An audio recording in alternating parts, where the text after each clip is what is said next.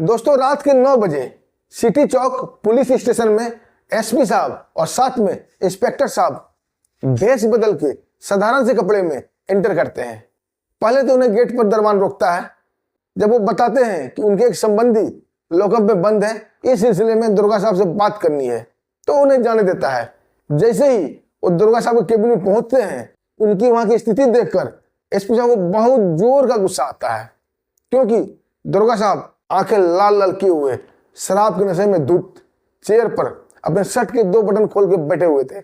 उनके सामने जो टेबल था उसकी स्थिति ये थी दोस्तों, उसके ऊपर जूठा प्लेट, हड्डियों का ढेर, शराब की खाली बोतल और जग रखा हुआ था। एसपी साहब अपना गुस्सा ऑब्जर्व करके बोलते हैं, प्रणाम हजूर। दरोगा आंखें लाल किए हुए उनकी तरफ सवालिया निगाह से देखता है और पूछता है, क्या बात है। एसपी साहब बोलते हैं कि हमारी एक पहचान वाली को अपने लॉकअप में बंद कर रखा है, वो निर्दोष है, उसे आप छोड़ दो। दरोगा लड़खड़ा के उठता है और उनके तरफ ऐसे चुटकी बजाता हुआ बोलता है, अबे तू मुझे बताएगा कि मुझे क्या करना है, मैं दरोगा हूं या तू दरोगा है। एसपी साहब बोलते हैं, साहब आप ही दरोगा हैं।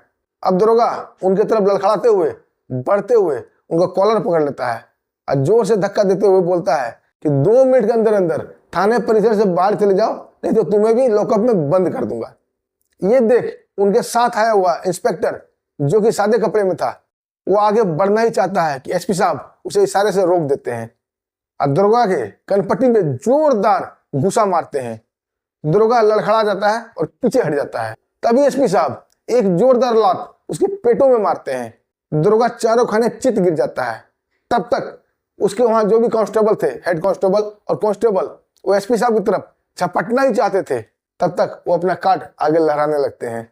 ये देखकर सभी हेड कांस्टेबल और कांस्टेबल जोरदार उन्हें सलूट मारता है। ये देख दरोगा हक्का बक्का रह जाता है, उसका नशा ही फट जाता है। अगर वो सोचने लगता है कि ये कौन है। आइए दोस्तों पूरी कहानी जानते हैं विस्तार से, इसके बाद होता क्या है, कैसे उल्टी गंगा बहती है और दरोगा ही लॉकअप में चला जाता है। दोस्तों कहानी शुरू करने से पहले आप लोगों का बहुत बहुत शुक्रिया, दिल से धन्यवाद। आप लोग हमारे वीडियो काफी मात्रा में लाइक करते हैं, चैनल को सब्सक्राइब करते हैं। दोस्तों अपना प्यार और आशीर्वाद ऐसे ही हमारे ऊपर बनाए रखिएगा। हम आपके दोस्त, आपके भाई हैं। आइए दोस्तों कहानी शुरू करते हैं। दोस्तों एक कहानी की शुरुआत बिहार की राजधानी पटना विशाल मेगा मार्ट से होती है। विशाल मेगा मार्ट में 2 भाई बहन काम करते थे। भाई का नाम था सरजू, जो कि बिलिंग काउंटर पर बिल काटा करता था, और बहन का नाम था स्नेहा, जो कि गेट पर अटेंडर का काम करती थी।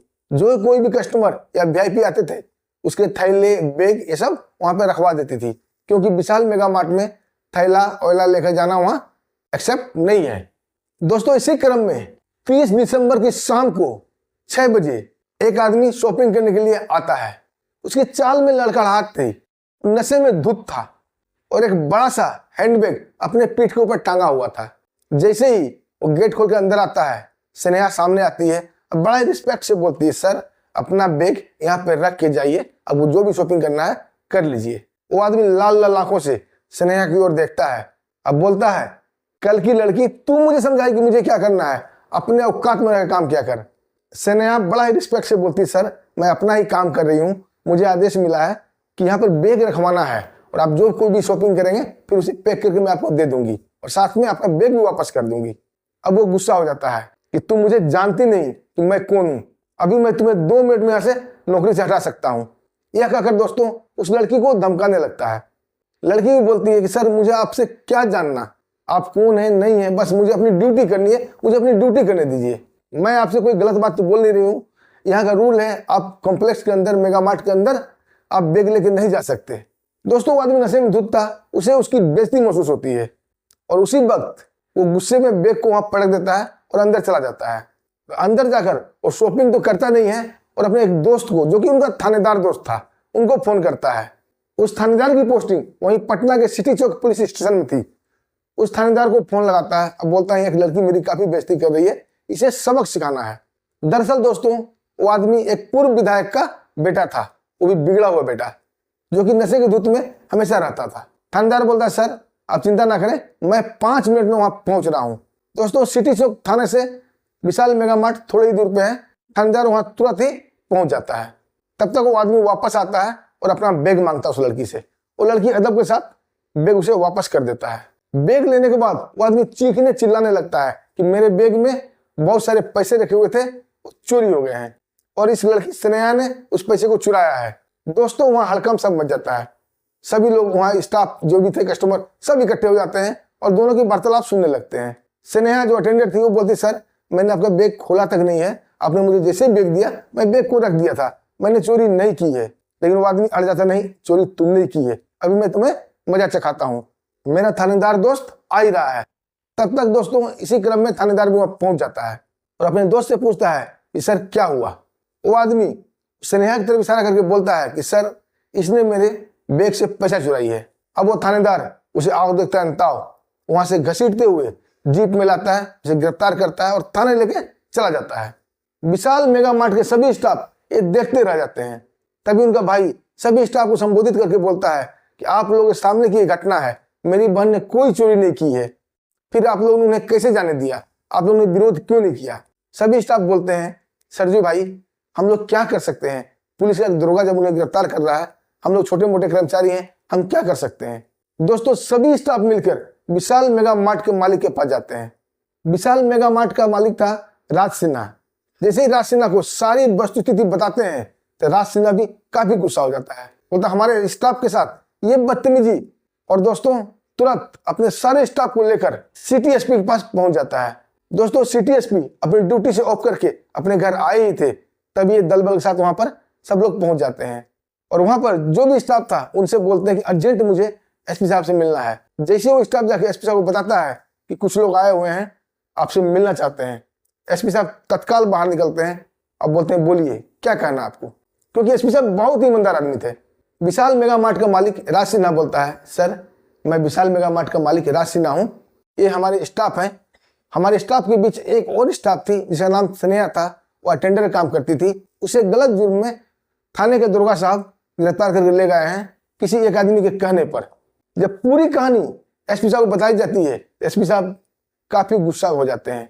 विशाल मेगा मार्ट के मालिक को बोलते हैं क्या आप अपने विशाल मेगा मार्ट से शाम के 6 बजे से लेकर 7 बजे तक क्या सीसीटीवी फुटेज मंगा सकते हैं। विशाल मेगा मार्ट का मालिक बोलता है सर मंगाने की जरूरत नहीं है, मैं सीसीटीवी फुटेज लेके ही आया हूँ। जब एसपी साहब पूरा सीसीटीवी रिकॉर्डिंग देखते हैं तो बहुत ही गुस्सा होते हैं, क्योंकि उसमें कहीं भी स्नेहा चोरी करते हुए नहीं दिख रही थी और वो जो आदमी था वो पिए हुए दिख रहा था और उसका साथ दे रहा था दरोगा। और सारे स्टाफ से जब पूछताछ करते हैं सबने खुलकर बताया कि स्नेहा की कोई गलती नहीं है। वो आदमी जो कि पूर्व विधायक का बेटा है वो काफी रोब में आता है और हमेशा शराब पी के आता है। अब एसपी साहब उसे और दरोगा को सबक सिखाने का निर्णय लेते हैं और तत्काल सिटी चौक पुलिस स्टेशन के इंस्पेक्टर को फोन करते हैं। जब इंस्पेक्टर बोलता है जैन सर बोलिए क्या आदेश है, तो एसपी साहब बोलते हैं आप तत्काल हमारे निवास स्थान पे आ जाइए और साथ में अपना एक सिविल ड्रेस भी लेकर आइएगा। थोड़ी ही देर बाद इंस्पेक्टर साहब एसपी साहब के निवास स्थान पर पहुंच जाते हैं। अब एसपी साहब उन्हें सारी वस्तु स्थिति बताते हैं कि आपके थाने का क्या हाल चल रहा है। आपके सिटी चौक थाने का बहुत कंप्लेन हमें मिल रहा है और आज मौका मिल गया है, चलो आज एक वहाँ स्टिंग ऑपरेशन करते हैं। अब इंस्पेक्टर साहब भला क्या बोल सकते थे। इंस्पेक्टर साहब सादे वर्दी में ही थे और एसपी साहब भी साधारणतः कुर्ता पैजामा पहन लेते हैं और एसपी साहब 4-5 पुलिस वाले को भी अपने साथ ले लेते हैं और पहुंच जाते हैं सिटी चौक पुलिस स्टेशन। पुलिस स्टेशन से करीब करीब 200 मीटर दूर गाड़ी खड़ी करवा देते हैं एक आड़ में। अब बोलते हैं जब मैं मिस कॉल करूं तुम लोग तुरंत पहुंच जाना।